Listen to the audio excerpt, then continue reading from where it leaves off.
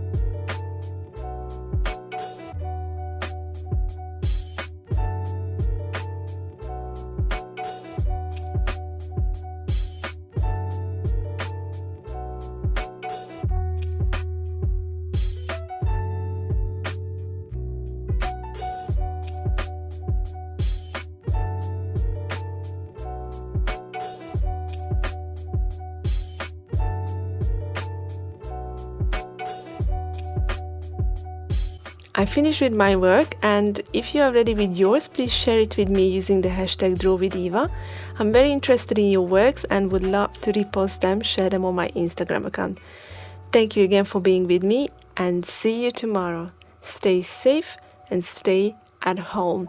Also, subscribe to my channel, like this video and share it with your friends and family. Thank you. Bye bye.